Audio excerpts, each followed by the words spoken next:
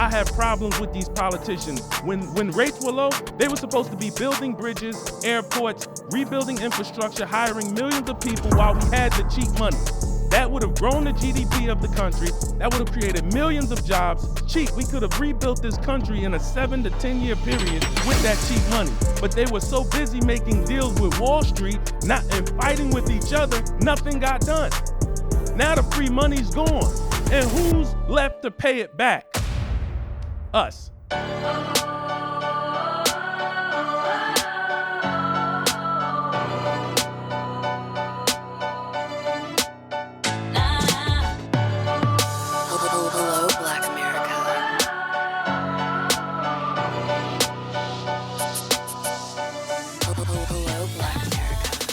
Good morning, good afternoon, good evening. Welcome back to the greatest show on earth. We got the world's greatest theme music playing. We got the world's best team in the building. I am your host, Brother Deshaun. We got the world's best video you're watching. Today's episode is gonna be incredible. I'm gonna make a big statement right now, and I want you to get it from the start. This is what we're going to be discussing over the next hour. Any plan that does not involve economics for us is doomed. Hello, Black Any America. plan that does not involve economics for our youth is doomed. We've tried it all. Religious movements, social movements. We tried it all. Economics will unite us. Because when you're making money with somebody, you stick around. If you got people you've been working with for a couple years and y'all been working on a good project, admirable project, but you ain't made no money together, after a while it gets old. After a while it gets old. You can only volunteer for so long. And we're gonna talk about that. We're gonna go deep. We're also gonna introduce you to a major idea I call social capitalism. Now, it's not going to be, if you Googled it, it's not going to be that definition. I'm going to give you my definition. And I believe that that's the plan we need to move forward. There's a lot of people making money. We're no longer going to allow people to make money off things that we make cool and we don't eat. The days of you making money on things that we make cool are coming to an end. Don't spend all the money, because it's coming to an end. You've milked us for a lot of years, decades, hundreds, centuries. Start to save up whatever you've made, because that's about to come to an end. Come up with a whole nother plan, because that's about to end. We're giving you notice. Hello, Black America. How y'all feel, fellas? I got my guys in the building, super producer Curtis Cheatham to my left, keeping the show organized, bringing these segments to you guys so that every time you hear it, it's a beautifully laid out show. Couldn't do it without you, brother. We got my brother, film extraordinaire, visual mastermind. When you see this show and you're like, man, I've never seen a show that looks like this. Meraki, my brother to my right side, brother. Couldn't do it without you, brother. And we got our co-host, our live studio audience on Spaces. Every time you tap in with us, and trust me, we are coming to questions with you guys. We'll get there. But we had to spend a lot of time laying the framework. It's super important. Super important. All right, so let's get down to business. Let's get down to business. Let's get down to business. All right, so we've had so many movements come across in the last decades, 50 years, 100 years, centuries, social movements, grassroots movements, things that we know actually were great movements, but they did not unite us because we weren't making money. The fact is this: when you are not making money with someone, you don't tend to stick around that long. And now that long is relative. It could be 3 years. I want you to seriously think about this. Some of you have volunteered for projects. You volunteered in your church. After a while, you're putting 10, 12 hours, 20 hours a month in. It's cool at first because you're like, this is good. I'm doing the right thing. We're doing something that matters. But after a while, if you haven't made any money, it gets old. You start to look at the time. How many hours I'm into this thing? I'm at 300 hours, 3,000 hours I put into this. And I believe that's why nothing up to now has worked for us. See, when you're making money with someone, you'll stick around someone you don't like. Listen, you might know somebody and you're like, God, I really can't stand this joker. But the check clears. The check clears. Listen, you'll be saying, man, I got to find me another plan. But you'll be looking for but you ain't going to cut that off. See, this is important because the idea of what we know as capitalism, for some reason, it works for other cultures. But we're a different type of people. And I'm not talking about any particular, I'm talking about those among us who know what I'm like. We got capitalists that are for themselves. Listen, I'm about to do a lot of damage right now. And I realize that. So I'm just letting you know, the fellas don't even know what I'm about to go in on. I have to launch, in love, because God willing, if you hear this, you'll get better. But we can't deny the fact that the capitalistic movements that exist in this country and globally have not benefited us to the point where we can look and say, well, we're on the same scale as all these other nations. So capitalism, there's a reason people hate it. And people tend to put social issues versus capitalism. They tend to say, okay, you can only do one or the other. These capitalists are so focused on money, they don't really care about the people. And then the capitalists will look and say, y'all want to be socialists and y'all just want to be, y'all want to be taken care of. And both sides are a little right, but I'm going to tell you where, we can merge these two things, because neither the socialist movements being attacked by the people who make the money, it's never going to take off, because you have people that make the money that can cut checks, that can lobby, that can get things done, get laws passed. Very tough for you to do that when you're scraping together a couple dollars for t-shirts for your movement, where it's like, it's very tough for you to compete with billionaires. Now, at the same time, there's a reason people hate capitalism, because capitalism in its purest sense is the increase of profits, and that's all.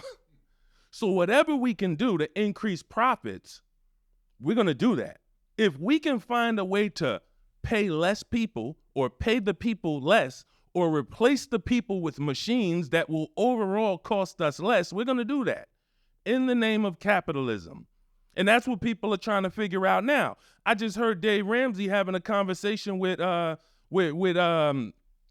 Donald Trump, and he said, I just let the businesses run the country, and keep the government out of it, and we'll take care of the country. We'll hire the jobs. We'll hire the people. We'll make sure people have jobs. Listen, without going into the social aspects that people need more than jobs, that people need more than what you're looking at as, okay, let's just have a bunch of business owners just be in control. You're neglecting the least of them. Okay, what's the plan for the widows then? What's the plan for the orphans? What's the plans for the fatherless children? What's the plans for the prisoners? These are the things that the socialists or the people who are running social movements are thinking about every day. They know there are people out here that you can give them a job. It's not going to help their situation. They need something more than that. And when you neglect that, you have this divide. You have this divide of what we're seeing in this country. Where y'all just rich people. Y'all don't identify with us. Now, the concept of social capitalism is entirely different. Capitalists,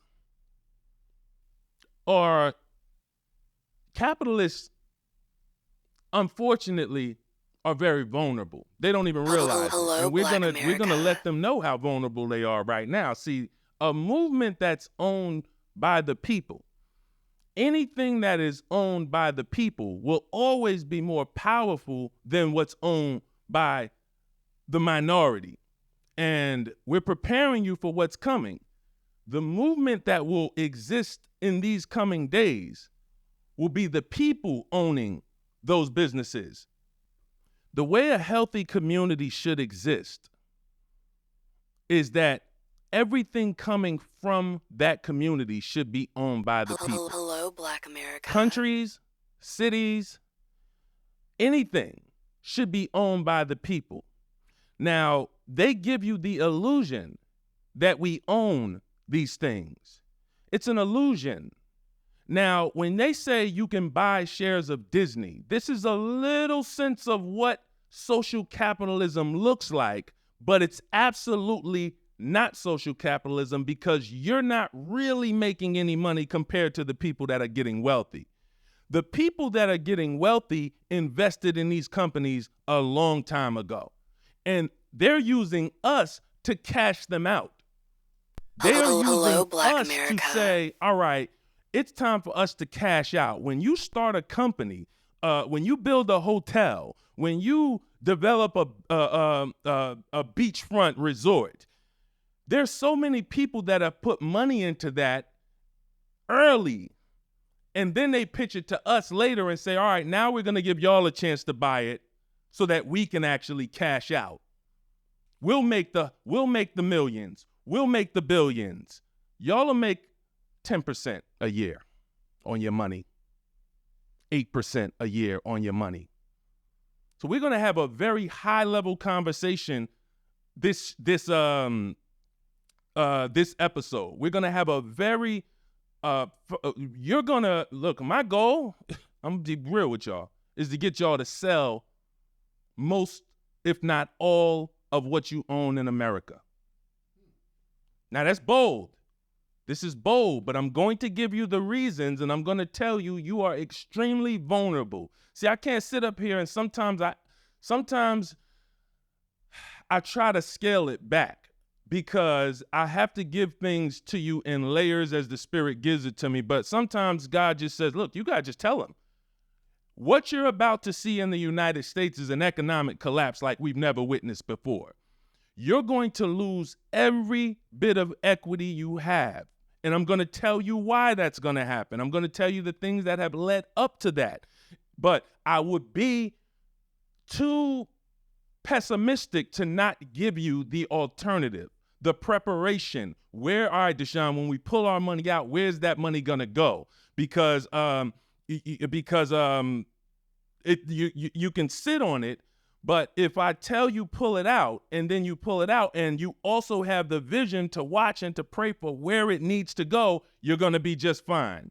But I'm telling you right now that the United States has allowed things to happen over the last 14 years in this country. At the time of this recording, it's been 14 years of things that they've allowed to happen where they built an economic house of cards. We're going to talk about the national debt. We're going to talk about how they ran it up. We're going to talk about who got rich, wealthy, multiplied their net worth over the last 14 years in the next segment. And when you see this house of cards and how those people are perfectly positioned to, when it collapses, not just be okay, but to buy more, you're going to see you have to escape that, and that's what we're going to help you do. We'll be right back. Hello, Black America. Black America.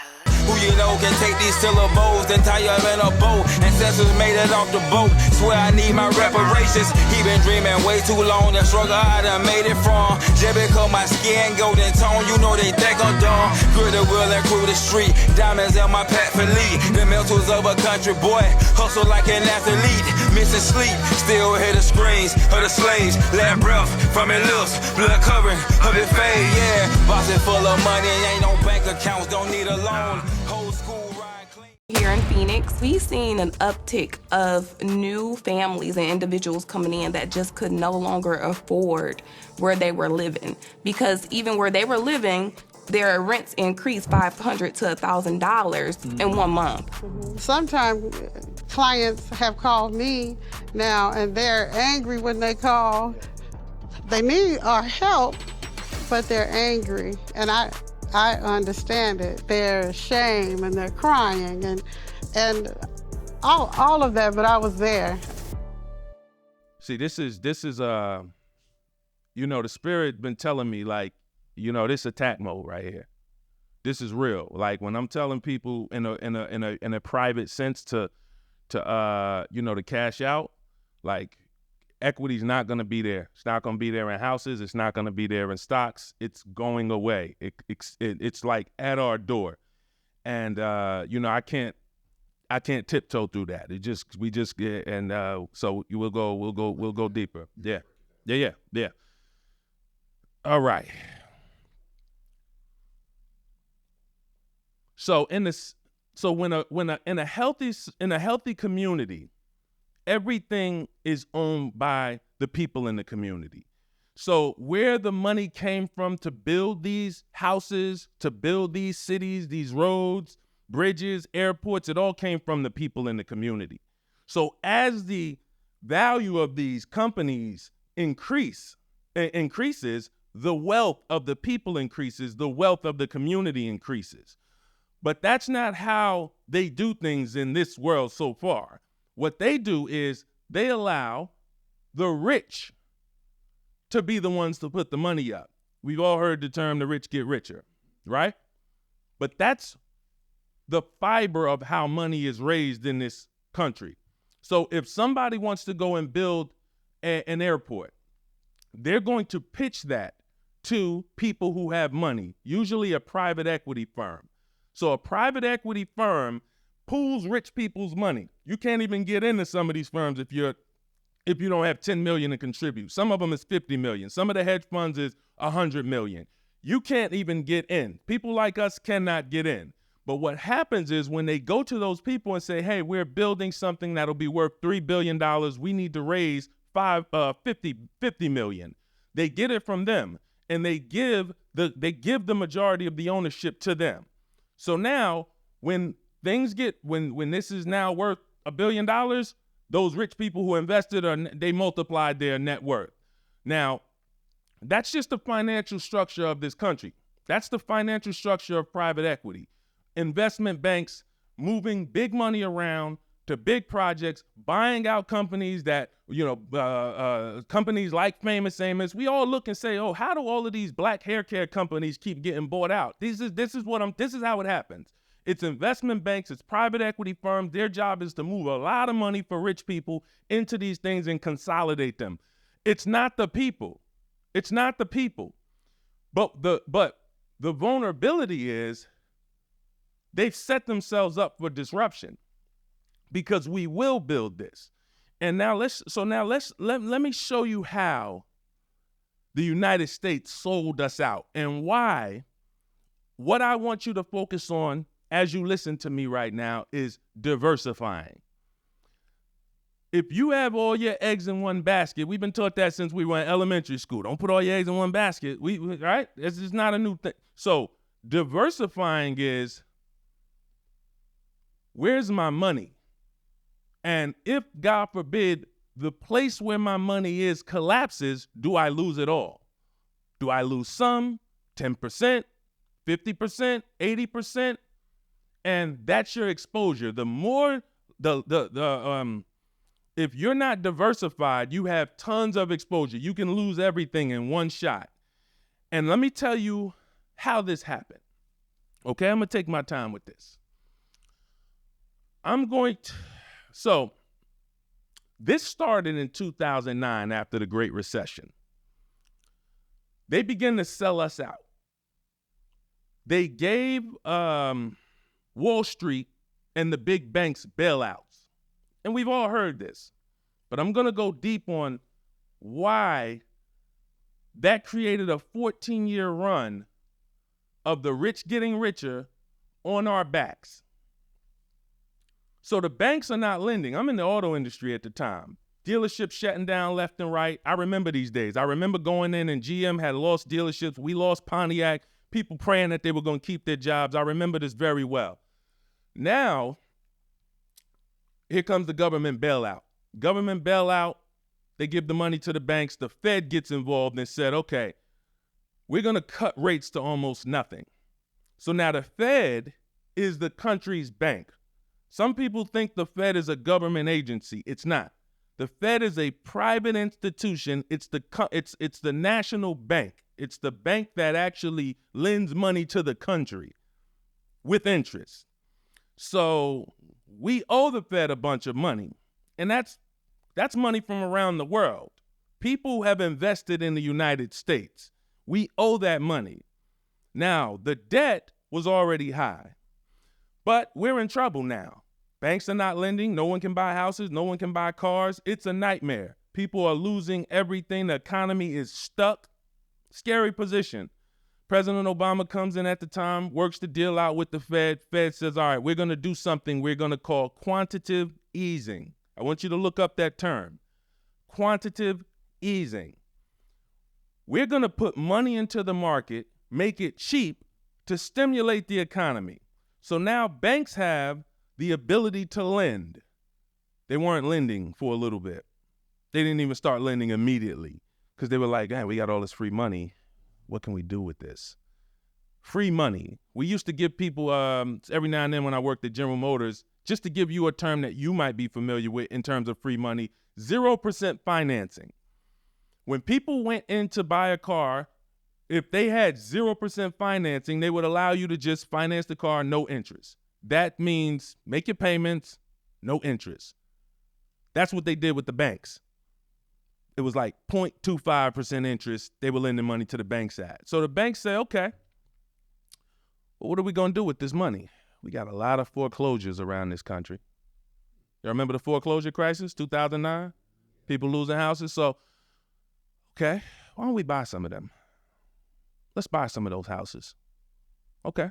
This is when we started seeing institutional investors buy houses. We had never saw that at scale before this time period. So now they are, buying houses. They're lending again. Okay, economy starts to get stimulated. 3-4 years in, economists start suggesting, hey, all right, I think we can chill because when money's cheap, inflation goes up. When you put a lot of money into the market, you're creating inflation because people are buying. So naturally, if people are buying, prices are going to go up. So this is when, and this is when they started saying, hey, all right, hey, okay, it's time to chill with the free money. But they like the economy too much. They like the economy too much. People are buying. So they said, all right, we'll keep it going. President Trump gets in 2016. We've had 6 years at that particular point of quantitative easing. Quantitative easing. This is what will be the destruction of the United States. When we look back in history, one of the things that will, if they don't get over this, if they don't fix this, this will, I'm going to keep saying those words to you. So 50 years from now, when you're talking to your grandchildren and they ask you, whatever happened to the United States that you grew up in, you can tell them quantitative easing. They're allowing Wall Street now to buy houses, but they want us to buy houses. Some of you went to look at houses over the last 14 years and you weren't competing with someone like me or Kawan or Curtis. You were competing with a Wall Street company who has unlimited money. You can't compete. And we thought and we looked and said, wait, well, what does this actually mean? Just Wall Street's buying houses? Oh, BlackRock's buying houses. What does that actually mean, though? They're putting free money to work. Now let's go deeper. America allowed this. This is why I have a problem with the economic structure in America. This is why if I was sitting down with a politician, I would say, this happened on your watch. You made us compete with Wall Street to buy houses knowing that they already own tens of thousands of houses. So what does that mean? When you buy real estate, there's a couple benefits. There's write-offs for taxes. There's write-offs for depreciation. But if you are very fortunate, you get something called appreciation, where the value of your house goes up. You know what makes the value of your house go up? Limited supply. Demand. Lots of demand, limited supply. So if I'm Wall Street and I'm sitting on 50,000 houses, what's the best thing I could do to make sure the value of those houses keeps going up? Keep buying more houses. So normally, and this is this house of cards. See, some of you are already seeing it. Normally, values of property the value of properties go up because the community's doing well. The actual, like the economics in that community, well, people got jobs, people pride of ownership. That's what's causing appreciation. But when there are people who, Curtis, and Kwan, we'll put this up on the screen. There was a point in time where 1 out of every 4 transactions for the last 14 years was an institutional investor. 1 out of every 4. I looked it up. 1 out of every 4. So nobody went to Wall Street and said, hey guys, y'all are buying too many houses. Y'all don't have the same finances that our middle class and low class have. Y'all are actually driving up prices of homes artificially to the point where they can't afford them. They let it happen. So they don't pull back the rates. Wall Street eventually says, well, we got free money too. What can we do with it? We had more stock buybacks in the last 10 years than we've ever had. And this is all stuff that we watched happen, but I'm bringing it to your attention to show this house of cards and why it's about to collapse. What was the stock buybacks about? Why did we see Berkshire Hathaway buying stocks back? Why did we see Apple buying stocks back? Normally, that meant your company was in trouble. In a normal market, if you had to buy your stock back, that means, that wasn't a good sign. That means that wasn't good. But when you have billions upon billions of dollars of free money that you have to put to work, the best thing you could do is let's buy stock. Let's buy our own stock back, because now there's less stock out there, and you who bought your little Tesla stock and you thought, man, you scraped together your little $180 for your fractional piece of Tesla stock, and you thought you were doing something with that. Meanwhile, they're artificially creating a bubble by buying stocks back, driving up the stock price because there's less stock out there. See, normally, when the company's doing well, the stock price goes up. Nothing happened in that time period with these companies. They didn't launch new innovation. I want you to pull it up. We'll pull up the wealth of Elon Musk over a 24-month period. It's amazing how it almost doubled. It may have doubled. This happened for everyone. Why did it happen though? Did Tesla launch some new technology? Did Tesla come out with some groundbreaking thing? Did they build some new infrastructure that made it say, wow, Tesla's a whole lot valuable now. That's why Elon Musk is a whole lot richer. No. In the minute that Wall Street came, and this guy named, I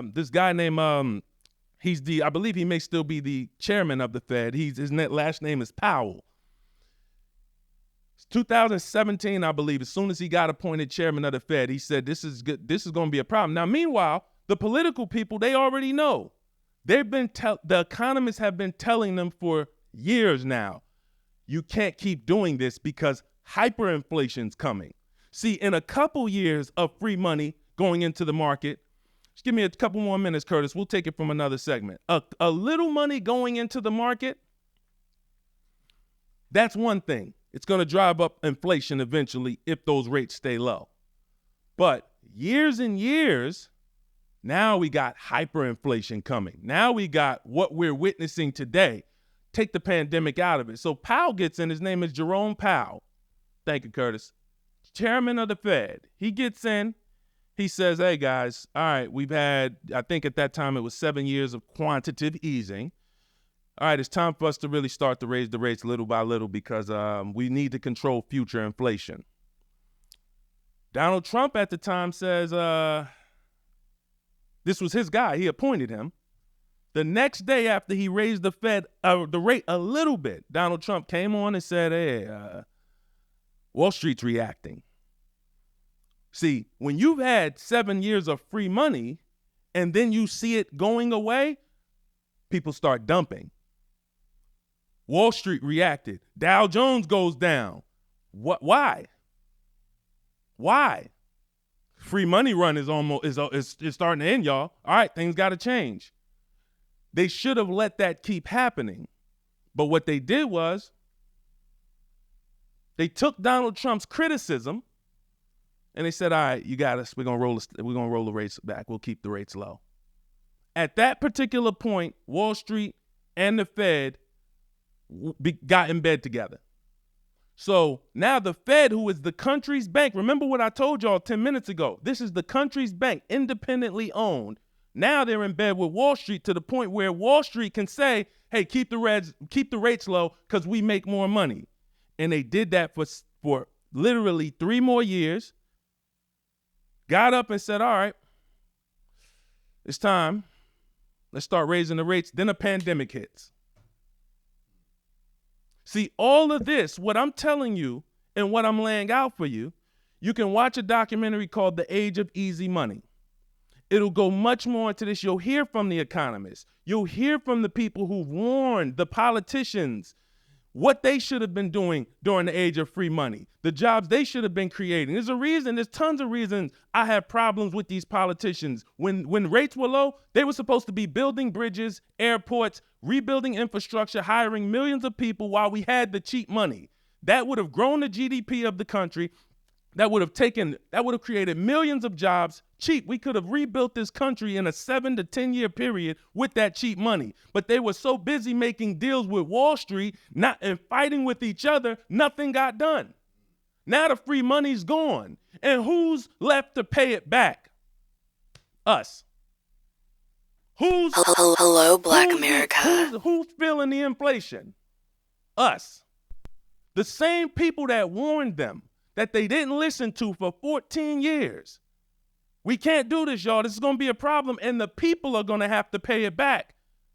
You got people who multiplied their net worth, billions, bought yachts. Why were people getting super wealthy, tripling their net worth over the last 14 years, and now the bag gets handed to us? That's the reason. That's the reason. And that's why we must diversify. In the next segment, I'm going to tell you how we diversify, what social capitalism looks like, and why you need to pull your money out of those systems, because that house of cards that they built over the last 14 years is about to collapse. And if your money's in it, you're going to lose it. Hello, Black America. Hello, Black America.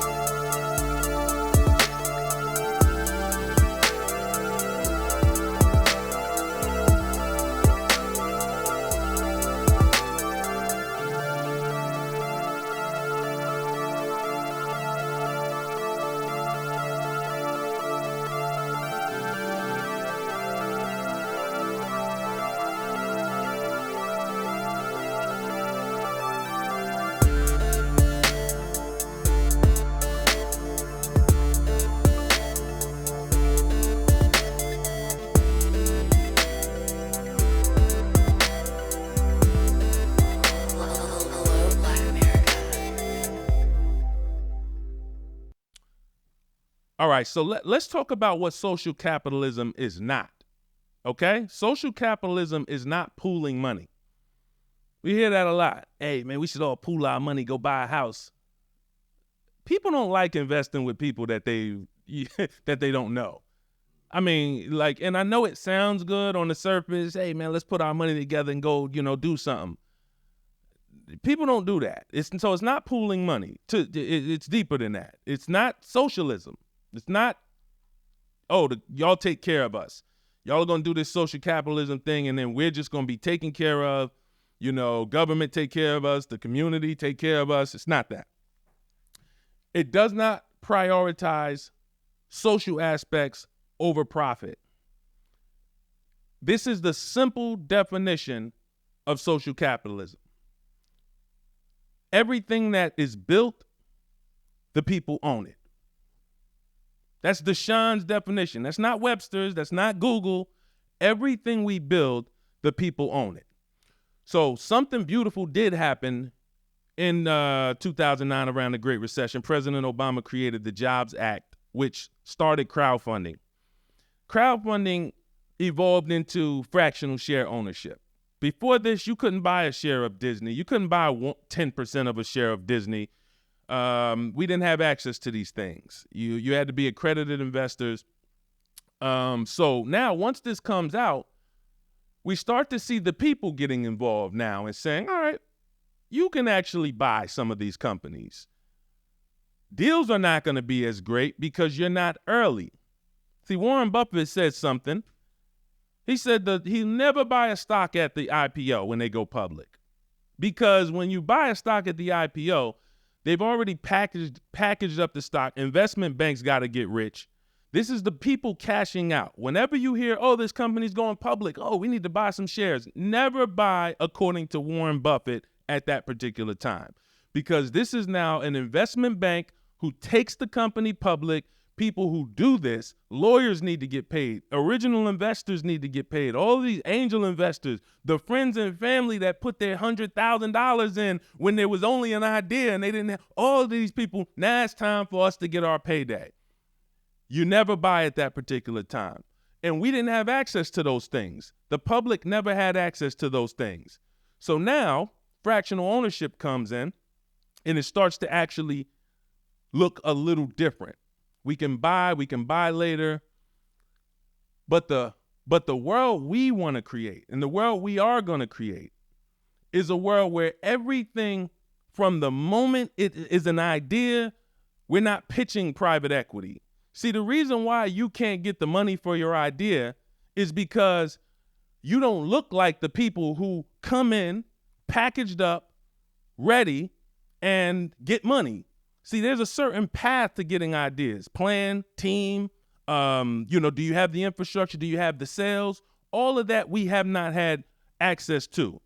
But social capitalism is when you look up and you walk through a community and you see a hotel that you own 1/10 of 1% in. You see a real estate development that you own a half of 1% in. You own everything in that community. This store here just launched. Not only do I own a piece of the store, but all the products that are in the store. We've actually invested into those people here. See, this really came about when this whole Kyrie Irving thing happened a couple years back, when he couldn't get his sneaker deal done. That's when, and some of you may remember this, Kyrie Irving, who sells tens of millions of dollars in sneakers, couldn't get a sneaker deal done. That's a problem because he's the value. Doesn't matter who he partners with, he gonna sell sneakers. So when he can't get a sneaker deal done, it sounds like somebody doesn't want him to make money. So all these people who would normally be ready to partner if there was another person involved, all of a sudden don't want to partner with Kyrie. If there's a certain company involved that makes the call, hey, yeah, we're the partner. Oh, yeah, let's go. We got the money. But if Kyrie's on the phone calling, hey, listen, I'm not really doing business with them anymore. Can we just do something together? Now we can't get those deals done. Happened to Kanye too. He left Adidas. Once you're on a list of, oh, they don't want us to make money with them, then we're going to make sure they don't make money. Once you're on that list, you can't get stadiums booked. Doesn't matter if you're Kanye West. Kanye went on a run telling people, hey, I can't even get a stadium booked. Not because you're not going to make the money, because the way the money comes, the people who have the money over there, there's a network, and if you offend that network or if you don't like the deal, if you don't like the extortion, hey, if we can't get 50%, you ain't getting it done. We're going to change that. See, social capitalism changes that. When you can go to the people and say, hey, I want to raise $50 million, but I'm not going to Wall Street. I'm going to y'all. The same 30% of the company that I would have gave to Wall Street, I'm going to give it to y'all. The same 30% every year of the hundreds of millions of dollars that we're going to do, instead of Wall Street getting it, y'all going to get it. It's a very, very simple concept because we're not changing anything but where the money comes from. Instead of 50 million coming from Wall Street, 50 million is coming from the people. It's no different. But the difference between pooling money and what we're discussing is when you pool money, there's no shares.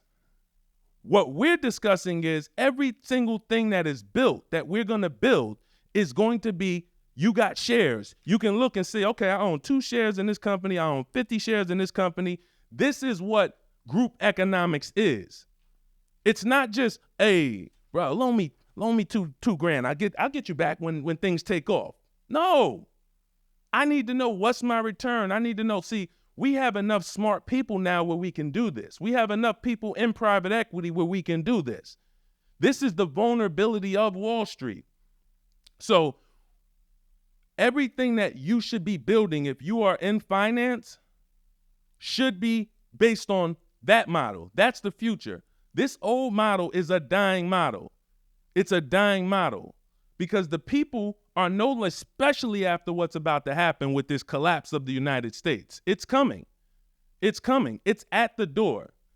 When that happens, people are going to see that I can no longer keep my money in things like this. And look, God forbid we didn't learn this. We didn't learn this when people got wiped out 14 years ago. We didn't learn this. We went right back into the same system that wiped our family out. That had people 2009 couldn't retire.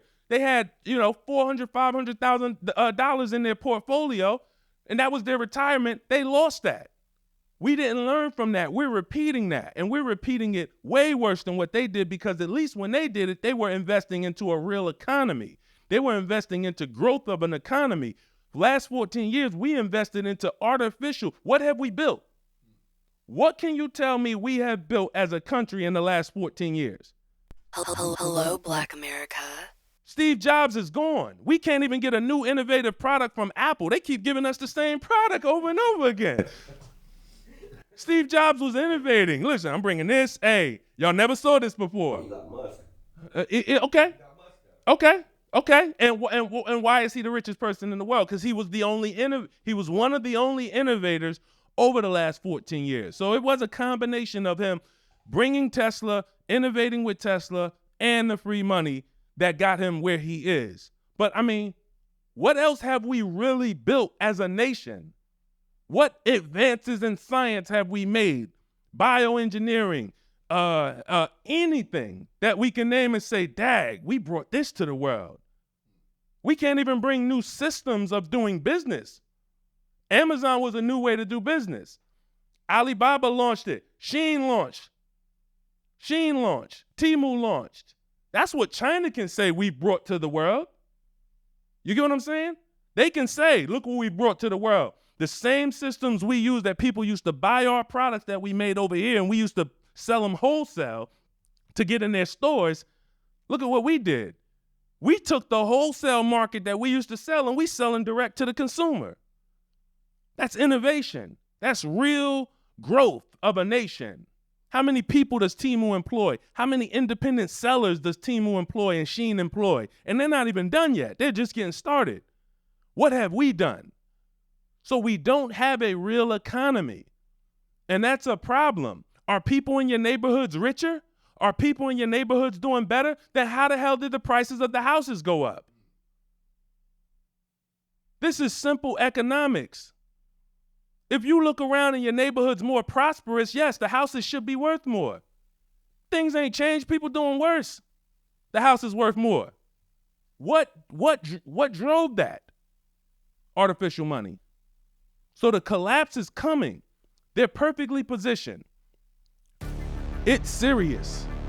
When the Fed changes from a central bank that manages the currency to the primary engine of economic growth in America, whatever your philosophy is, small government, limited government, big government that hires people to go out and build roads to stimulate growth, whatever it is, it's supposed to be our democratic institutions that do that, not the central bank. You're basically saying that because our democratic institutions are so paralyzed and there's so much political dysfunction that we as a society, we as a country have become overly reliant on the Fed to run things? Totally. Economic affairs. Yeah. I think one of the most important things to think about is that our democratic institutions in America are becoming less and less capable and less effective. I think that point is almost undeniable. So what we're doing in this country is we're relying on our non-democratic institutions to take up the burden, like the central bank and economic affairs, which leads you to the surreal place where we are today, where this committee of 12 people is making these decisions that could very well plunge our economy into a deep, deep, deep recession and cause financial crisis. I wanted to make sure, I just told the fellas, I can't tell you to pull your money out of what you have viewed as reliable investments without having serious financial discussions. This isn't, you'll look back at this. We'll play this. We will play this episode back. And you will say, thank God I saw that. And you pray about it. If you're a praying person, pray. I don't care how you do it, but I'm telling you what's coming. It's going to be disaster. It's going to be, I'm not the only one talking about it. Go find someone else to, whatever you need to hear, but I'm trying to save you. Last episode, we was laughing. This is not a laughing matter. People are going to lose their life savings, their retirement funds. So I saw my man, he said, listen, man, my house went up in value. I bought it 4 or 5 years ago. It's almost double what I own, what I bought it for. I said, okay, listen, this is going to sound crazy. You need to sell it. First, I told him refinance it, but I wouldn't even refinance it, and I'm going to tell you why. When you refinance it, you're still in that property, and what's going to happen is as soon as the collapse comes, you're going to be underwater. So even if you, see, what I wanted him to do is pull that cash out. It's a wealth transfer. At least be able to say, when it all hit the fan, I came up $100,000. When they pulled that crap in the United States and everything collapsed and people lost, and they look back in history and people studied it and they're writing books about the age of easy money, and they're writing books about how Wall Street and the United States and the politicians sold out the middle class and the lower class. When they're writing books and you reading that books, tell your grandkids, that's when I cashed out. I had bought a house and it was good, and I pulled $200,000 out right before the collapse. Say that. That's what I want. You got equity in the stock market right now, pull it out. If you like, man, my portfolio is up 30, 40% since I started investing, pull it out now, I'm telling you. You can look back and say I won. Or you can look back Hello, Black America. and you say, man, I should have took that warning. Hello, Black America. Since 2020, I've been showing people everything car dealers like the one I'm standing in front of don't want you to know about car buying. Things like you don't need a down payment to get a great deal, you don't need to be a great negotiator, and you definitely don't need to spend more than 30 minutes in a car dealership. I spent 14 years in the car business, 5 with Mercedes-Benz, 5 with General Motors, and I just released my new digital book, Cars from Home, 7 Steps to Saving Time, Money, and Avoiding Dealerships. It's already 5-star rated, and I want the entire Hello Black America audience to have a copy at 75% off. So go to carsfromhomebook.com, use promo code HBA as in Hello Black America, and don't forget to send me your success story. So the other day, I'm in my prayer time, right? And I hear, I'm thinking about kind of these plans, because I see what we're going to develop and the amount of wealth that we're going to make. And I don't see it all, but I see some of it for sure. And for a second, I thought, I had a little thought. I didn't say it. This is very important, y'all. Think the thought, don't say it. Think the thought, don't say it. See, we talked about vision and how you can cancel your prayers, belief. You know, you don't want to say anything that cancels what you're actually believing God for, right? So I'm sitting here and I had the thought, and as quick as I had the thought, this is what the Spirit said to me. God said, Deshaun, if I could just get $1 billion there that I could use. Yeah, he left it like that. So I'm like, what do you mean? You don't have one? You don't have one. He said, if I had one, you'd see him. So I looked it up and I said, well, how many billionaires are there in the world? As of 2024, there were 2,781 billionaires in the world. 2,781 billionaires in the world. I said, God, you don't have one? He said, if I had one, you'd see him. See, if God had 1 billionaire, that'd be one community, one city, one territory where no one's hungry, orphans are taken care of, widows are taken care of, prisoners are taken care of. We'd see it. No homeless. Because we've already determined this. We don't need to beat that horse dead. We already know it doesn't take a lot of money to solve some of these problems. But what is it? What is it that causes people to get billions and millions but not solve these problems? It's something I call the game of accumulation. And it's not winnable. There's 59 millionaires in the world. 2,700 plus billionaires, 59 million millionaires. They're playing the game of accumulation. Let me tell you what that looks like. I remember Meek Mill, and this was a sad thing. When I heard this is the first time it came to me. They're interviewing him. They like, Meek, man, you from Philly. Man, I think at the time they said your net worth says you're like worth 50 million, man. How do you feel? How you feel coming from Philly, coming from where you come from? He said, man, we ain't even at 100 million yet. That's exactly how I reacted. It was like dang, bro, you mean to tell me you did something no one in your family has ever done, no one in your bloodline has ever thought anyone could do, being worth $50 million, change lives, employ a couple people, but you still look at what you don't have. And as long as you're looking at what you don't have, you're not going to look at what God gave you and what you could do with it. It's the game of accumulation. It's not winnable. It's not winnable. It's a bottomless pit. You get to 100 million, all right, we got to get to 500 million. Get to 500 million, oh man, all right, we got to get to 1 billion. And every bit of money that you give away, that you see as giving away, pushes you further from your goal.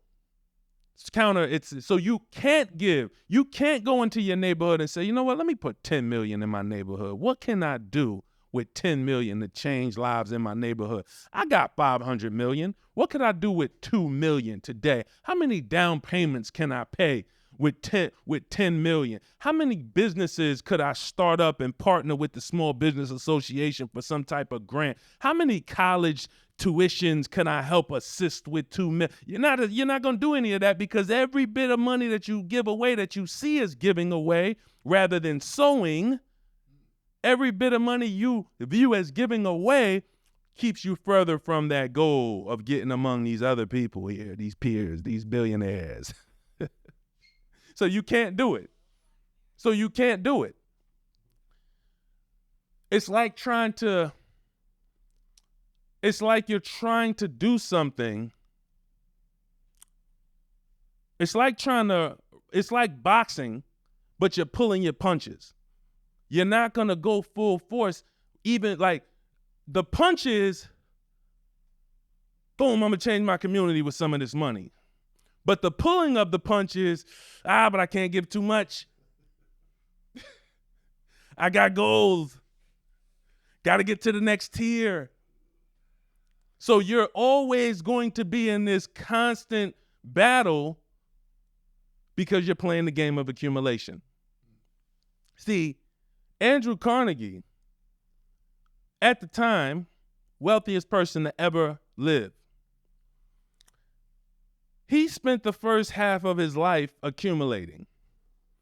Then he realized that there's nothing here. It's a tool, but no amount of money is going to make me feel complete. I'm worth 400 plus billion at the time when JP Morgan made the deal to acquire Carnegie Steel, and it became U.S. Steel. Andrew Carnegie's the richest man to ever exist. He said, I got to give this away. I can't keep going. There's nothing on the other side. But when you get out of that, see, going back to some scripture, there's a principle that says, where your treasure is, there will your heart be also.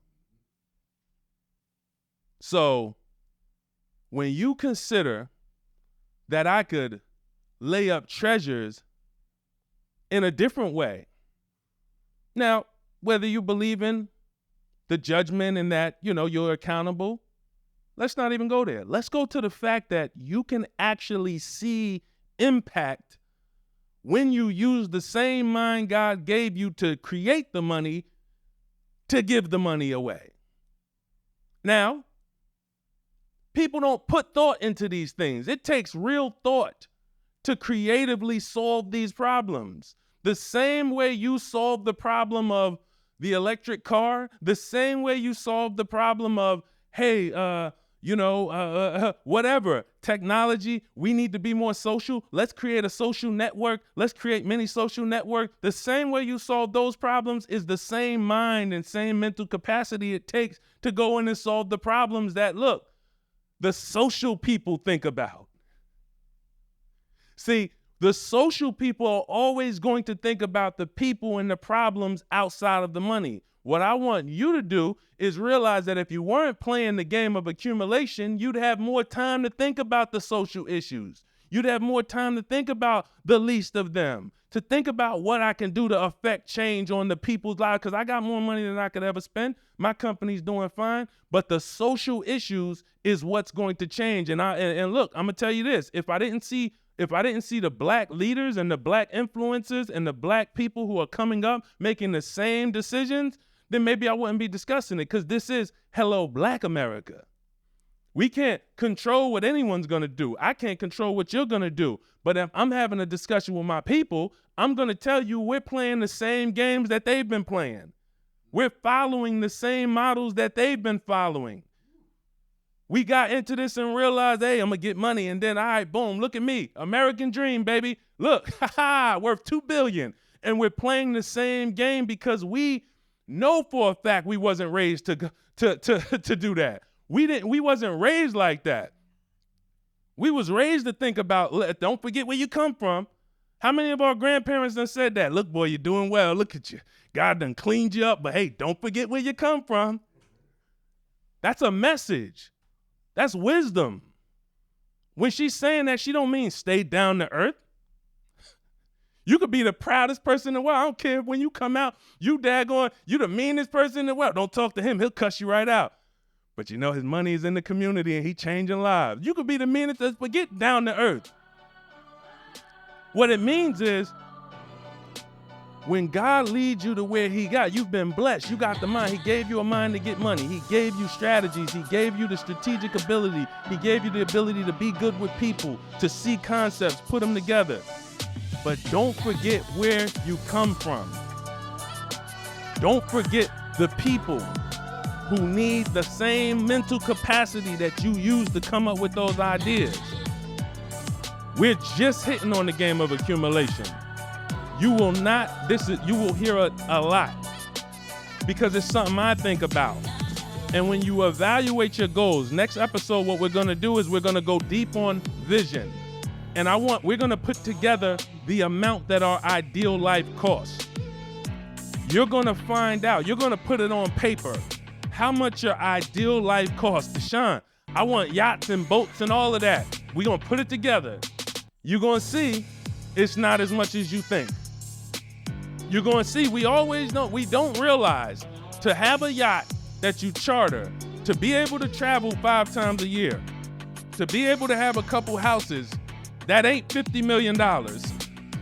You're gonna be surprised what that number is. And watch this, once you know that number, anything above that, you realize this is for others. See, you come up with what it costs to retire my family. What does it cost to make sure my kids and my next generation look good? Put all of that, we're gonna do all of that. That's getting clear on your vision, because if you don't get clear on your vision now, when God blesses you with the money, you're gonna start playing the game of accumulation. But if you know that my vision was to make $2 million a year and I can live any way I want to live with $2 million, that takes care of me, my investment, everything I want to do. Now God start dumping $8 million a year on you, you're going to understand. This is for others. This is for others. Shout out to everybody that listened. Shout out to everybody that tapped in. Listen where you listen. Watch where you watch. This was a warning. I want you to make moves. I want you to look back on this and have capitalized on it. Watch The Age of Easy Money. Tap in. We'll see you in the next show.